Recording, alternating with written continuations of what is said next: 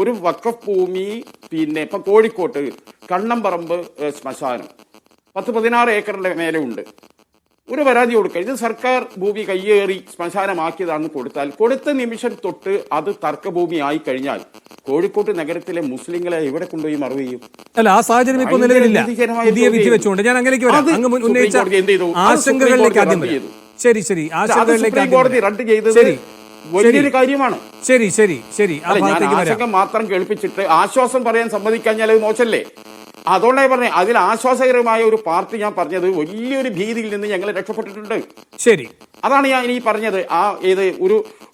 ഒരു പരാതിപ്പുറത്ത് പെട്ടെന്ന് തർക്കഭൂമിയാക്കുകയും അവിടെ പിന്നെ ഒന്നും നിർവഹിക്കാൻ കഴിയാത്ത ഒരു അവസ്ഥ വരുന്ന ഒരു ഭീതി ഉണ്ടായിരുന്നു. ആ ഭീതിയിൽ നിന്ന് സുപ്രീം കോടതി രാജ്യത്തെ മുസ്ലിങ്ങളെ രക്ഷപ്പെടുത്തി എന്നത് ഇവിടെ പറയാതിരിക്കാൻ വയ്യ. അതിലും ഒരു പഴുത് കിടപ്പുണ്ട്, നമുക്ക് അതിലേക്ക് പിന്നീട് വഴിയേ വരാം.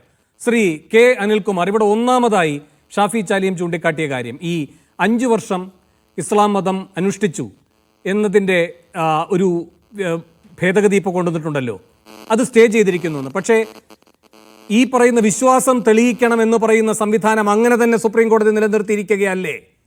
കൂടാതെ സംസ്ഥാനങ്ങൾ ചട്ടമുണ്ടാക്കട്ടെ, ചട്ടമുണ്ടാക്കിക്കൊണ്ടതിനൊരു മെക്കാനിസം കൊണ്ടുവരട്ടെ എന്ന് പറഞ്ഞാൽ നാളെയും ഇന്ത്യയിൽ ഒരു മുസ്ലിം ന്യൂനപക്ഷത്തിൽ ഒരാൾ വിശ്വസിക്കുന്നോ ഇല്ലയോ എന്ന് സംസ്ഥാനങ്ങൾ തീരുമാനിക്കും ചട്ടങ്ങളിലൂടെ. അങ്ങനെയല്ലേ വരുന്നത്?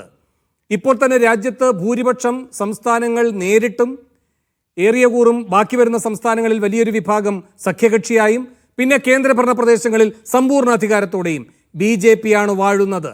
അപ്പോൾ ഈ സംസ്ഥാനങ്ങളിലെല്ലാം ഏത് രൂപത്തിലുള്ള ചട്ടമുണ്ടാകും എന്നത് കൃത്യമായി ന്യൂനപക്ഷ വിരുദ്ധതയിൽ തന്നെ ചെന്ന് അവസാനിക്കാൻ പോകുന്ന ഒന്നല്ലേ? അതിനുള്ള പച്ചക്കൊടിയായി മാറിയോ ഇന്നത്തെ വിധി?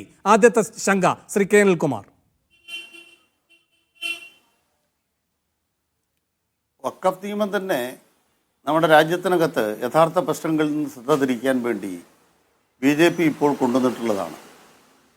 യഥാർത്ഥത്തിൽ ആ മേഖലയിൽ ഒരു നിയമനിർമ്മാണം ആവശ്യമാണെങ്കിൽ വഖഫ് സ്വത്തുക്കളെന്ന് പറയുന്നത് യഥാർത്ഥത്തിൽ ഇസ്ലാം മത വിഭാഗത്തിൽപ്പെട്ട വിശ്വാസികളുടെ സ്വത്താണ്. അതിനു മുമ്പ് തന്നെ രാജഭരണകാലത്തോ മറ്റ് ഭരണകാലങ്ങളിലോ പൊതുവായി ഇസ്ലാം മത വിശ്വാസത്തിൻ്റെ ഭാഗമായി ഉപയോഗിക്കപ്പെട്ട സ്വത്തുക്കളും അതിൽ വരാം. അതാണ് വഖഫ് ബൈ യൂസർ ആകുന്നത്. മറ്റത് വഖഫ് ബൈ വഖഫ് ചെയ്യുക എന്ന ഒരു മതവിശ്വാസിയുടെ വിശ്വാസത്തിൻ്റെ ഭാഗമായ പ്രക്രിയ, ദൈവികമായ അദ്ദേഹത്തിൻ്റെ വിശ്വാസ പ്രക്രിയ. ഈ 2 വഴികളിലാണല്ലോ വഖഫ് ഉണ്ടാവുക.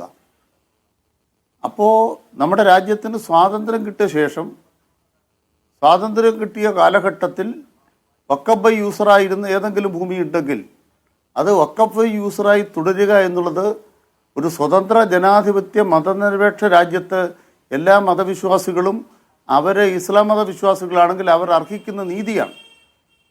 അതുകൊണ്ടാണ് 1991 നമ്മളൊരു നിയമം കൊണ്ടുവന്നത്. 1947 ആഗസ്റ്റ് 15 കട്ട്-ഔട്ട് ഡേറ്റ് വെച്ച് ആരാധനാലയങ്ങളുടെ തൽസ്ഥിതി തുടരാനുള്ള നിയമനിർമ്മാണം ഉണ്ടാകണം. അത് വഖഫ് സ്വത്തുകളിൽ ആപ്ലിക്കബിളാണ്. 47 ആഗസ്റ്റ് 15 നമ്മുടെ രാജ്യം സ്വതന്ത്രമാകുന്ന കാലത്ത് വഖഫ് ബൈ യൂസറായിട്ടുള്ള ഏതെങ്കിലും വസ്തുക്കളുണ്ടോ? അത് വഖഫ് സ്വത്ത് തന്നെയാണ്. അത് വഖഫ് ബൈ യൂസർ എന്ന് പറയുന്നത് തൽസ്ഥിതി തുടരുന്ന നില ഉണ്ടാകണം. നിലവിൽ അത് തൽസ്ഥിതി തുടരുന്ന നില ഈ കോടതി വിധിയിലുണ്ട് എന്നുള്ളത് യാഥാർത്ഥ്യമാണ്. അത്രത്തോളം അത് സ്വീകാര്യമാണ്. 2, ഈ വിധിയുടെ ഏറ്റവും പ്രധാനപ്പെട്ട ഒരു തലം ഞങ്ങൾ മനസ്സിലാക്കുന്നത് കലക്ടർമാരെ ഉപയോഗിച്ച് വഖഫ് സ്വത്തുക്കളെ വിവാദത്തിലാക്കി അവയെല്ലാം പിടിച്ചെടുക്കുക. ആരെങ്കിലും ഒരാൾ ഒരു തർക്കം ഉന്നയിച്ചു കഴിഞ്ഞാൽ പിന്നെ അത് വഖഫ് സ്വത്ത് അല്ലാതാവും. വഖഫ് സ്വത്താണോ അല്ലയോ തീരുമാനിക്കുന്നത് കലക്ടറുടെ നേതൃത്വത്തിലുള്ള സമിതിയാണ്.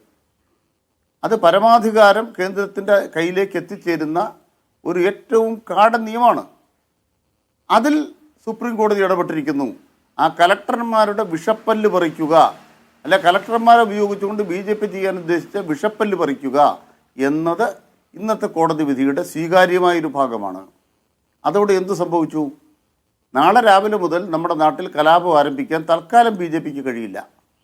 അവരാഗ്രഹിച്ചത് സംഭാലിൽ തർക്കം ഉണ്ടായ പോലെ, കാശി മധുര ബാക്കി ഖേദമെന്നും തർക്കം ഉണ്ടായ പോലെ ഇങ്ങനെ എല്ലാ വഖഫ് സ്വത്തുകളിലും, അതിപ്പോൾ ഡൽഹിയിലാണ് ജുമാ മസ്ജിദ് വേണം തർക്കിക്കാം, ഹൈദരാബാദിൽ തർക്കിക്കാൻ സ്ഥലം കാണും, തർക്കങ്ങൾ എല്ലായിടത്തും ഉണ്ടാക്കാൻ കഴിയും എന്നുള്ള ആ BJPയുടെ കടന്നാക്രമണത്തിൻ്റെതായ ഒരു അജണ്ട തൽക്കാലം സ്റ്റേ ചെയ്യപ്പെട്ടിരിക്കുന്നു.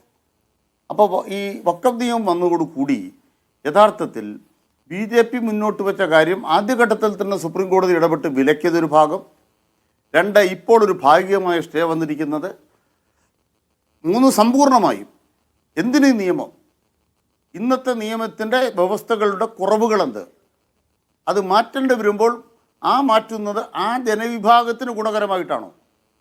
നമ്മുടെ നിയമനിർമ്മാണം കൊണ്ടുവരുമ്പോൾ ആ വിഭാഗത്തിന് ഗുണകരമാകണം.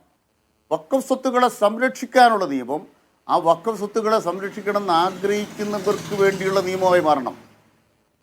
കുറുക്കനെ കോഴിയെ നോക്കാൻ ഏൽപ്പിക്കുന്ന പണി പോലെ സംഘപരിവാരുകാരായ കുറേ വക്കീലന്മാരും സംഘപരിവാരുകാരായ ചില ആളുകളും ചേർന്ന് കുത്തി നിറച്ച് ഒരു സംവിധാനം വഖഫ് ഏർപ്പെടുത്തിയാൽ എന്തായിരിക്കും അവസ്ഥ? അതിന് തൽക്കാലം തടയിട്ടിട്ടുണ്ട്.